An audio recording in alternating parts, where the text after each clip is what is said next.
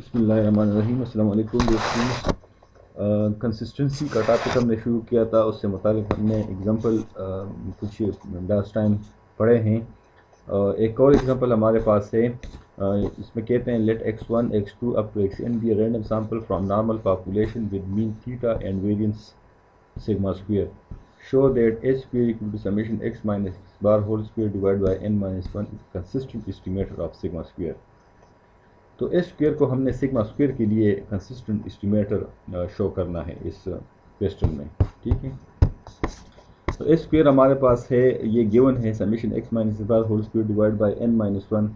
Cross multiplication अगर हम करें तो एन माइनस 1 एस स्क्वेयर बराबर हो जाएगा summation X minus X bar whole square के। बोथ साइड हम इसको सिग्मा स्क्वेयर से डिवाइड कर लेते हैं। तो ये जो राइट हैंड साइड है ये जो है हमारे पास distributed as chi square N minus 1 degrees of freedom है।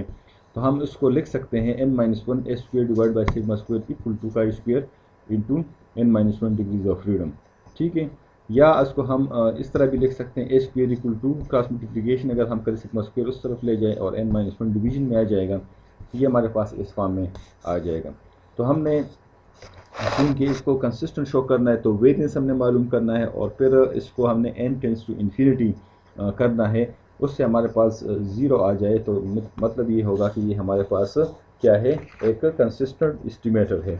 ठीक है, तो हम बोथ साइड इसके वेरिएंस अप्लाई कर लेते तो वेरिएंस ऑफ ए स्क्वायर हो जाएगा और ये टर्म जब वेरिएंस से बाहर आ जाएगा तो ये हमारे पास सिग्मा स्क्वायर होल पावर 2 यानी सिग्मा पावर 4 हो जाएगा और n माइनस 1 होल स्क्वायर हो जाएगा और ये हमारे पास variance of chi square n minus 1 हो जाएगा। तो इस इक्वेशन में फिर हमें वेरिएंस ऑफ काई स्क्वायर चाहिए। ठीक है, तो इसको हम मालूम करते हैं, इसको हम डायरेक्टली भी लिख सकते हैं या इसको हम मैनुअली भी यहाँ से जिसका जो PDF है उसके ज़रिए से मालूम कर सकते हैं। इसको आप इक्वेशन 1 दे दें और इसका वेरिएंस मालूम करने के लिए हमारे पास by definition expected value of chi square n minus 1 whole square minus expected value of chi square n minus 1 का होल स्क्वायर इसके बराबर होता है। तो सबसे पहले हम expected value of chi square मालूम करेंगे, फिर ये expected value of chi square का होल स्क्वायर ये मालूम करेंगे। ठीक है, तो expected value of chi square हमारे पास बराबर है 1/2 n माइनस 1। ये काई स्क्वायर का जो PDF है ये हम पुट करेंगे यहाँ पर। ठीक है, तो bye definition expected value of chi square integral chi square F of chi square, तो एफ ऑफ काई स्क्वायर की जगह पर इसका ये PDF आ जाएगा। इसमें देखिए जो कांस्टेंट्स हो वो हम इंटीग्रल से बाहर कर देंगे, जो 2 पावर n माइनस 1/2 है और गेमा n/2 है और बाकी हम इसको सिंप्लीफाई करेंगे। तो ये काई स्क्वायर और ये भी काई स्क्वायर है तो इसका ये पावर 1 है तो ये यहाँ पर +1 में आ जाएगा और ये -1 और बाकी टर्म्स अपनी जगह पर आ जाएंगी। तो इसको हम बाई सपोजिशन सॉल्व करेंगे। तो ये जो एक्सपोनेंट में काई स्क्वायर बाई 2 है यानी काई स्क्वायर बाई 2 को हम z के सपोज कर लेते हैं, तो chi square equal to 2z हो जाएगा और D chi square equal to 2z। तो ये हम यहाँ पर पुटिंग कर लेंगे, ये तो अपनी जगह पर आ जाएगा और 2 और ये काई स्क्वायर की जगह पर हमारे पास 2z आ जाएगा और पावर में जो टर्म्स है वो अपनी जगह पर होंगे। ठीक है, और ई पावर ये काई स्क्वायर बाई 2 की जगह पर -z आ जाएगा और dz की जगह पर डी काई स्क्वायर की जगह पर 2dz हमारे पास आ जाएगा। नेक्स्ट इसमें जो कांस्टेंट्स है वो हम इंटीग्रल से बाहर करेंगे। ये 2 हमारे पास कांस्टेंट है, ये 2 पावर n माइनस 1/2 + 1 - 1 ये बाहर आ जाएगा, ये 2 बाहर आ जाएगा, ये डिवीजन में ये अपनी जगह पर और ये z n/2 n माइनस 1/2 + 1 - 1 अपनी जगह पर होगा और e पावर -z और dz। तो इसको हम सॉल्व कर लेंगे n माइनस 1/2 + 1, ये -1 हम इसी तरह छोड़ेंगे, इसको हम गेमा फंक्शन के लिए सेट करेंगे। गेमा फंक्शन जो हमारे पास है वो जो डायरेक्ट फार्मूला है उसके ज़रिए से हम इसको आसानी से सॉल्व कर सकते हैं। तो इस वजह से -1 हम जगह पर छोड़ेंगे और n माइनस 1/2 + 1 को हम सॉल्व करेंगे। ठीक है, तो ये हमारे पास n + 1/2 - 1 आ जाएगा। अगर इसका LCM ले लें तो ये हमारे पास गेमा फंक्शन बन गया है। इसको हम ऑलरेडी पिछले लेक्चर में पढ़ चुके हैं।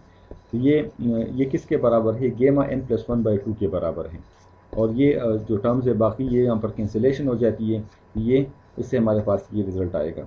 ठीक है, तो इसको हम मज़ीद सिंप्लीफाई करेंगे। गेमा n + 1/2 को हम लिख सकते हैं n माइनस 1/2 गेमा n माइनस 1/2। ये वो फार्मूला है गेमा वाला, इसको आप ऑलरेडी पीछे जो हमारे पास टॉपिक्स इसमें हम पढ़ चुके हैं, ये इसके साथ कैंसिल हो जाएगा, 2 इसके साथ कैंसिल हो जाएगा और इससे हमारे पास n - 1 आ जाएगा। नेक्स्ट हम expected value of chi square whole square मालूम करेंगे, यानी जिस तरह हम मालूम करते हैं एक्सपेक्टेड वैल्यू ऑफ एक्स और expected value of X square, तो ये actually expected value of X square है।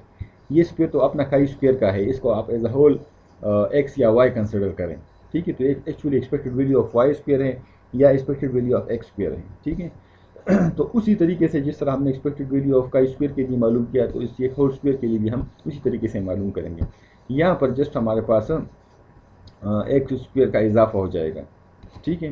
तो ये 1 की बजाय यहाँ पर ये 2 आ जाएगा, तो ये इसके साथ ऐड हो जाएगा। बाकी उसी तरह ये सपोजिशन हम करेंगे इसमें, और उसी फार्मूला गेमा फंक्शन के ज़रिए से हम इसको सॉल्व करेंगे, तो इससे हमारे पास एम स्क्वायर माइनस 1 आ जाएगा। तो ये दोनों वैल्यूज़ हम जो हमारे पास expected value of chi square whole square और expected value of chi square का जो फार्मूला है जो हमने पिछले उसमें पढ़ा है, तो ये वेरिएंस का फार्मूला हमारे पास है। ये हम इस लास्ट जो हमारे पास पेज था, ये हमने लिखा था variance of chi square expected value of chi square whole square minus expected value of chi square का होल स्क्वायर। तो इसमें हम ये वाली इसकी वैल्यू है और इसकी वैल्यू हम इसको पुट कर लेंगे, तो हमारे पास इससे वेरिएंस आ जाएगा, ठीक है। ये हमने पुटिंग कर ली एन स्क्वायर माइनस 1 और माइनस एन माइनस 1 का होल स्क्वायर। तो इसको सॉल्व करके इससे हमारे पास ये 2 इंटू एन माइनस 1 आ जाएगा।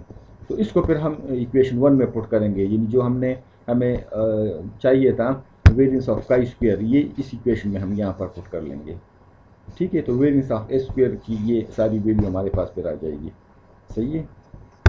तो ये हमने पुटिंग कर ली, तो ये एन माइनस 1 ये स्क्वायर के साथ कैंसिल हो गया और 2 sigma square divide by n minus 1 रह गया। ये हमारे पास इसका वेरिएंस आ गया, और बाय कंसिस्टेंसी डेफिनेशन हम n टेंस टू इन्फिनिटी करेंगे। तो limit n tends to infinity, ये आप इसको वेरिएंस कर दे, इसको करेक्ट कर ले, ये एक जगह पर वेरिएंस है।